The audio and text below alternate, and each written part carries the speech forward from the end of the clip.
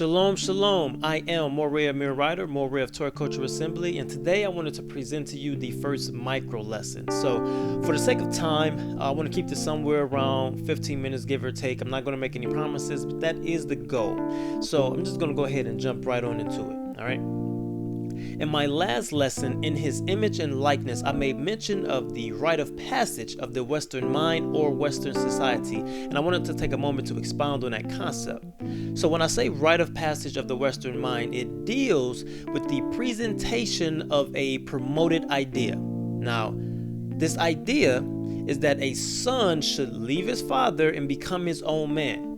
That's not to say, understand this, that's not to say that this idea or that the promoters of this idea actually heeds to it or follows it, but they would rather present the idea through different mediums so that you, the consumer, and especially the Hebrew man, would succumb to this intrusion of thought, which will lay the groundwork in his mind to rebel. All right, so this is society's opposition to the tribal mind. And there is much opposition to this tribal mind, but it usually comes as covert criticisms that tend to nitpick at the pride and ego of an immature and unaware man. So some of these phrases are like, you need to learn to think for yourself, or you need to make sure you have your own mind, or you're only doing that because they are. All right, so I was listening to an audiobook the other day, and it stated, and I quote, "You are not as much of an individual as you think you are." And I sat back. And said to myself,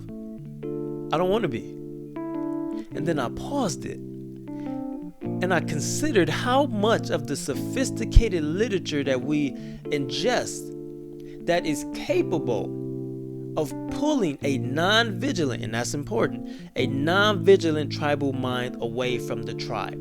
And I have to stress non-vigilant. What I mean by that, some of us are capable of chewing the meat, spitting out the bone. When you do real research, where you have to actually read it yourself and find it yourself and study it and compare it and find out the differences and reconcile some of this information, you're able to remove yourself and your emotions from it, but everyone can't do that.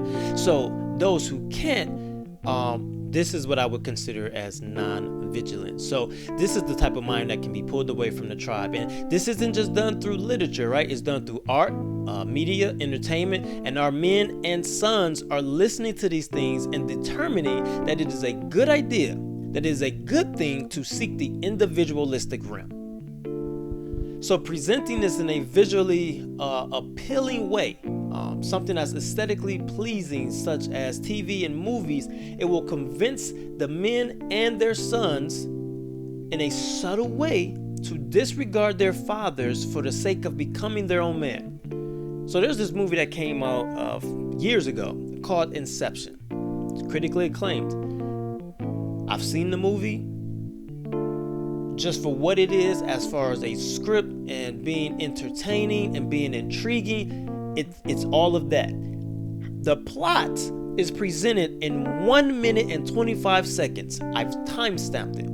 That's how long it takes to actually lay out the plot, and everything else is uniquely crafted and designed with elaborate scenes and visuals that they use to create this encapsulated seed of division between a father and his son. Now, those of you who may have seen it, think back.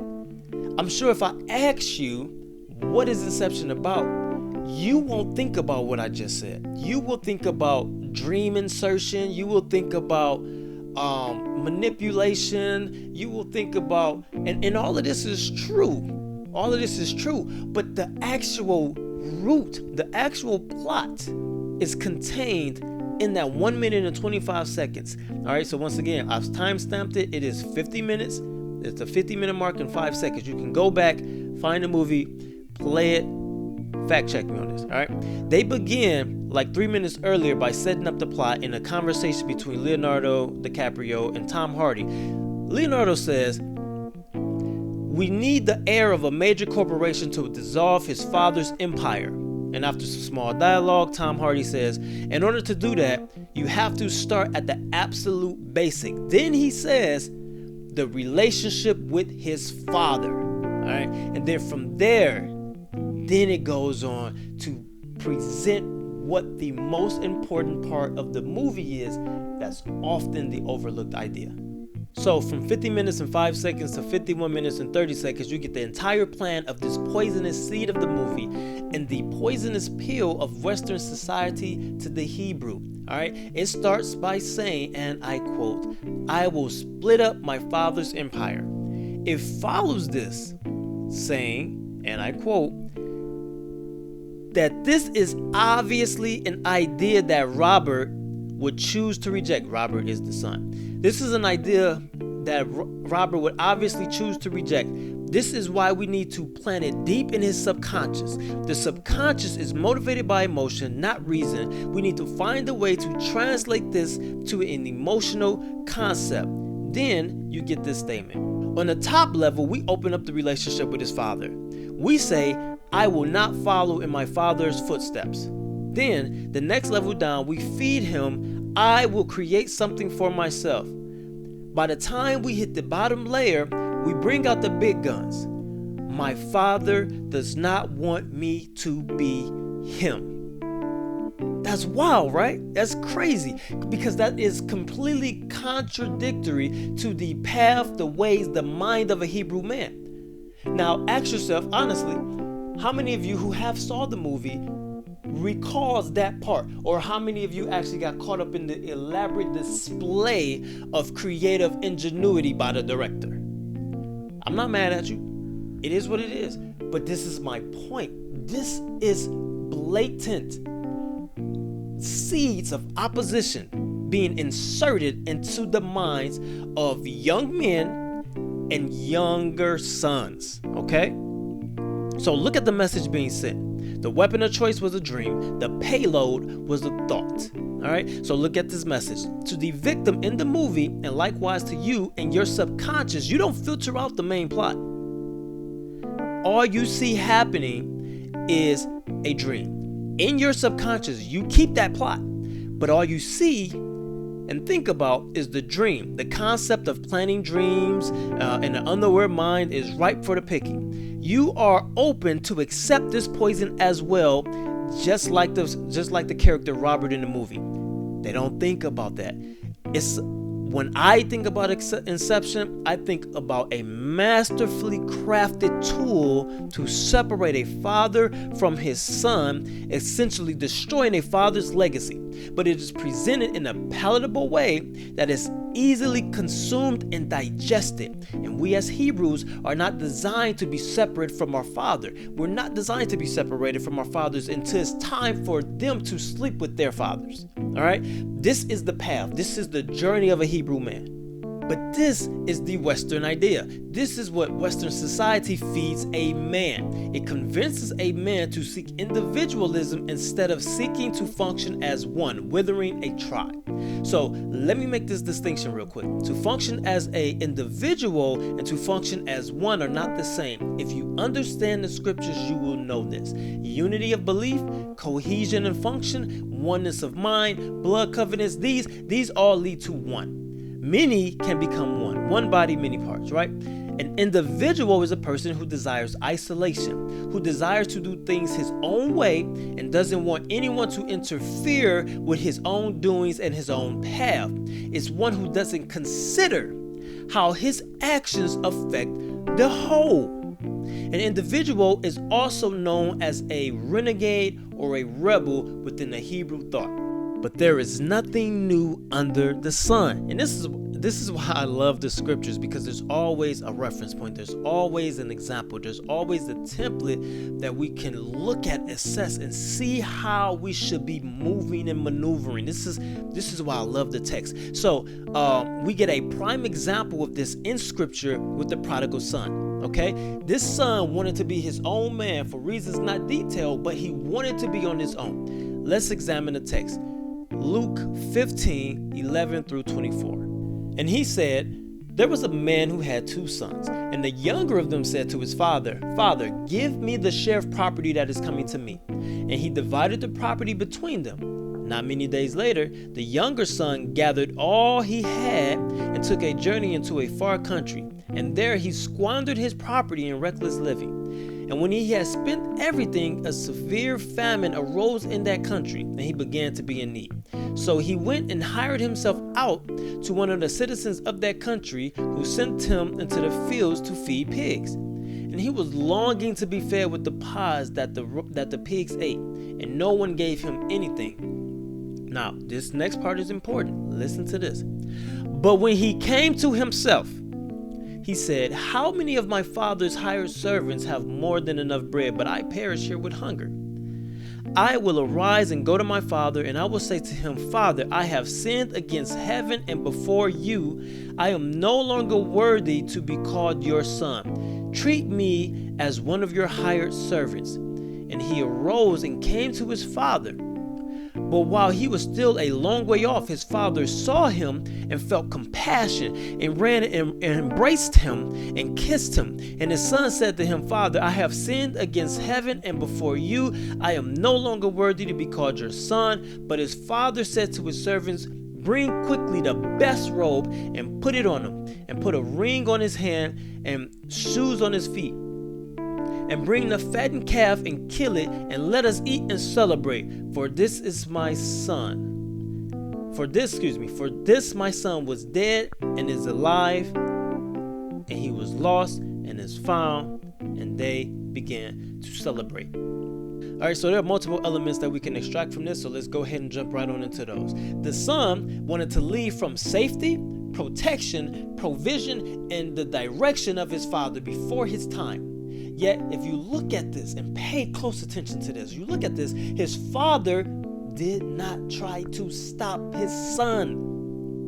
The West has turned Hebrew men into something they were not intended to be. They're not supposed to be the way they are right now. They have shaped and molded him by emotion instead of logic, and convinced him that it is his duty and obligation to chase after something that doesn't belong to him. Understand this, that a son may have your DNA and still not belong to you. So if this son was shaped in the image of his mother, then he is not yours. He is supposed to be shaped in the image of his father. Or he can love the doings of the world. If he does, and this is what he seeks after, he is not yours. He should seek after the ways of his father, not society, not entertainers, not athletes. This is a hard pill for men to swallow, but it's true. Don't go kicking people out of your house now, because that's not what I'm telling you. But the thing is, you are able to identify who belongs to you while they are still in your home. You don't have to kick them out. Trust me, they're going to remove themselves. But when the son is not yours, for whatever the reason, he will seek for his own glory. He will seek after his own glory. You don't have to do anything. There are things that you're going to encounter as a patriarch that every man won't understand. Women surely won't, unless they are fully submitted to the will and vision of her husband. But understand this, it is not the role of a man to chase that which wants to rebel. Let me say this again. It is not the role of a man to chase that which wants to rebel. You can care for him, you can love him, but you don't chase, right? You don't try to keep someone who doesn't want to remain under your safety, protection, provision, and direction. This is why you see no rebuttal from the father of the prodigal son. Next, you see the son leaves, and because he wanted to be his own man before his time, he did things his own way, which led to economic duress and displacement. But this is what differs between him and many of the men who rebel today. He came to himself. He realized his error. He realized that he needs to humble himself. All right, this is key. He realized that he needs to humble himself and return back to his father's house. Black men, quote unquote, today, Hebrew men have this toxic idea that this arrogance that we can be better than our fathers, and when reconciliation is brought up, the son believes that the father should seek him out. This entitlement is absurd. Yet to the unlearned, they glory in the idea of a man chasing down a son who left or a son who hates them. They believe that it is some righteous road to traverse for a father to go get his rebellious and indignant son. That's not biblical. The father here in the scriptures let his son go, and he lived his life. It may hurt him. It doesn't say it, but it may hurt him. But he let him go.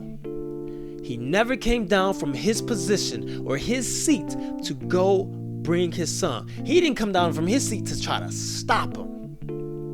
The father is the greater. The son is the lesser. Hear me clearly.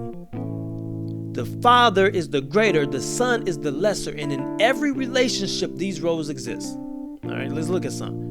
Teacher, greater. Student, lesser. Mentor, greater. Mentee, lesser. Master, greater. Servant, lesser. Employer, greater. Employee, lesser. High priest, greater. These are his brothers. High priest, greater. Priest, lesser. Husband, greater. Wife, lesser. In every relationship, this dynamic exists. So it is not the role of a father as a greater to seek out the lesser.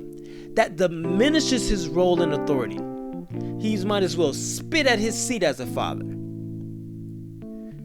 But this is about to prick the broken child in you, Hebrew man. The onus and responsibility is on the lesser to reach out to the greater.